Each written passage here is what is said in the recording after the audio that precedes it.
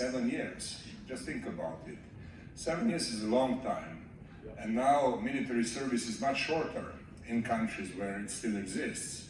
And in many countries, military service does not exist anymore. So one can say, well, the world is making progress because the military service now is much shorter if the military is not fully professionalized. And obviously this small symbolic element that we can think about tells us a great deal about changes in the world. And changes are significant. And one can say that changes that we are witnessing and the changes that happened over the past few decades demonstrate that the world is making progress. There was a Greek philosopher, Heraclitus, who once said that it's impossible for a man to step in the river twice because it's not the same river and he's not the same man. So change is constant, and change, as our song suggested, can be also very large, very big. And obviously we have to think about all this in terms of change and how we, in our different capacities, as business leaders, as politicians, as intellectuals, or otherwise, how we adjust to the change and how we help moving the change in the right direction. There's another symbolic element tonight which I would like to mention in this context of change, and that is the fact that today is the United Nations Day, 24 October. I do not know how many of you know that, or how many of you know that and did not think about that. 24 October used to be an important day, and Danilo and I, we were both, as youngsters, members of what we called at that time UN clubs. I mean, the young people were inspired by the idea of global cooperation decades ago, and so we organized an association of UN clubs and we discussed the present and the future. And obviously today, if we think about the United Nations, we cannot be happy. In fact, I had a conversation with a senior official of the United Nations a few days ago in Madrid, and he told me that in fact the Secretary General Antonio Guterres is conceiving the next year's, 2020, which will be 75th anniversary of the United Nations, as a global discussion. And he needs that global discussion in order to have the United Nations, which is hopelessly polarized and paralyzed by differences among states, by disputes, by differences of vision, and by other factors which make United Nations less effective and less what it had to be. So change can be good and can be also long, but it can be also problematic, especially if you think about change in the short term. And thinking about change in the short term brings us back to your activity, that is business, and thinking about how to help developing responsible leadership in the rising economies. And I like the idea of rising economies.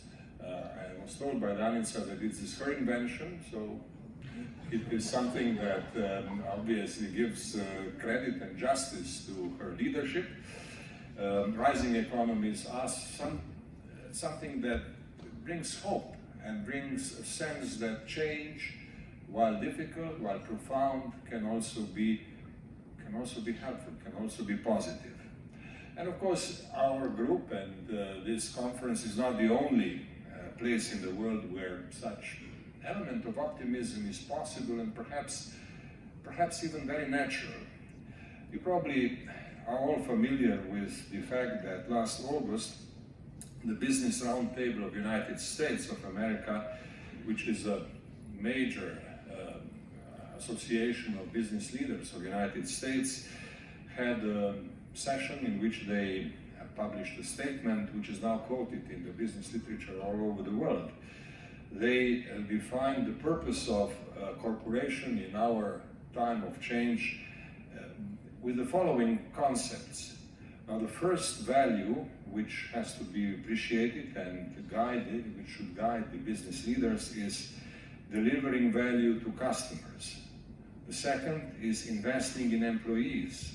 The third is dealing fairly and ethically with suppliers. The fourth is supporting the environment. And the fifth is generating long-term value for shareholders. And all this is very interesting. None of these elements is totally new. But what is new is the combination and the sequence. Profit clearly is there, but profit maximization and short-term objectives are not supreme. What is supreme? Value to customers and such things as taking care of environment. Something that obviously cannot be a short-term objective, but should be something that business leaders think in a slightly longer term. And this, of course, is very important. If the international business community could follow this kind of logic, could think about what it means for different business leaders in different economic, business, and political environments, we would make a step forward. So I believe that this message from the Roundtable of the United States is a very important contribution to our understanding of our era of change and our challenges of change.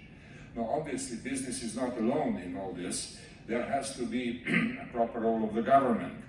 The government should think seriously and deeply about such things as tax fairness, adequate regulation, and above all, sustainable development goals.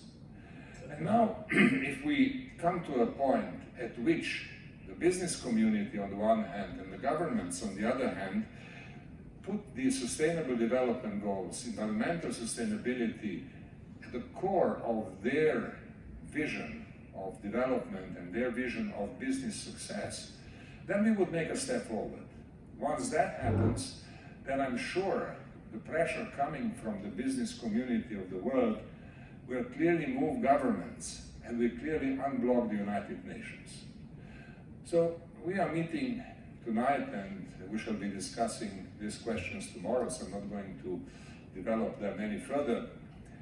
In a time when we have good reasons to think about change in a very profound sense, where we can be reminded from folk songs how change has always been an important part of our reality, and how our era requires from us to think about this not only in the sense of immediate effects, but also in the sense of long-term future.